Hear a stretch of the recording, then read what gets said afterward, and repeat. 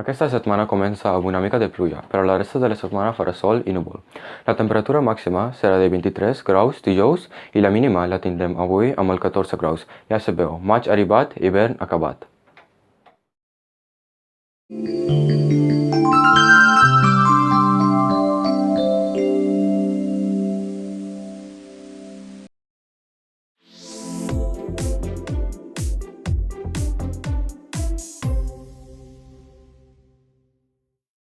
El Dia Internacional dels Bombers se celebra per homenatjar els coneguts com els herois blaus, els bombers.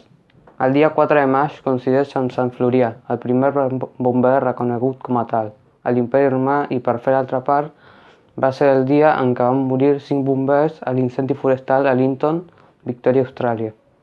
Us animem a lluir el llacet blau com a símbol de l'aigua o el vermell com a símbol del foc. Visca els bombers!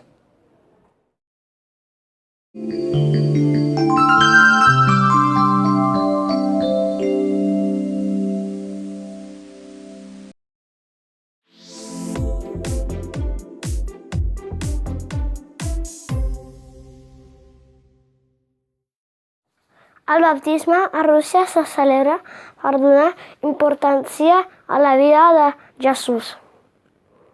Es convida a familiars i amics a un àpat com a celebració. Durant el baptisme s'escull una padrina o un padrí, els quals s'amanen cum i cuma. S'espera que aquestes ajudin els seus fills i filles durant totes les dificultats que tinguin a la seva vida.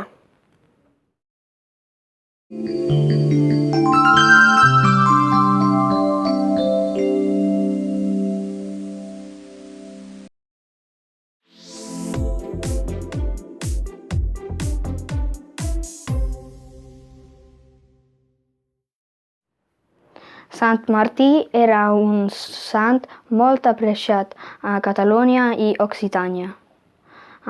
Algú de l'Empordà va inventar una llegenda que es va estendre dels territoris de parla catalana i occitana.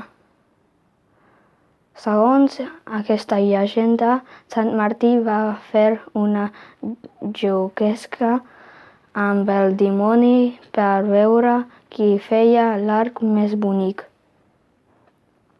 El del dimoni era petit i apagat i el del Sant Martí era majestuós i brillant.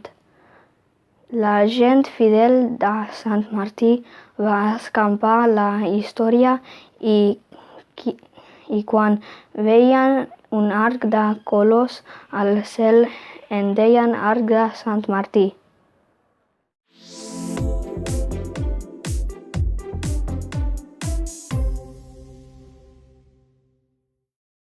Amb aquest episodi tanquem la 5a temporada del Meteo 715. No volem acomiadar-nos sense donar les gràcies a tothom que ens ha fet possible tirar endavant aquest superprojecte que és de tot l'alumnat nouvingut. Una altra cosa que us volem anunciar és que el proper dilluns publicarem l'entrevista que els nouvinguts de segon nivell van fer al sotsdirector del Mundo Deportivo, el senyor Joan Lanuza. Segur que us agradarà molt. I de cara al mes de juny tindrem una altra sorpreseta ben musical, ben sonada i ben rítmica. En quant al nostre solet, doncs ja us veurà si torna a brillar pel cel del Sil l'any vinent.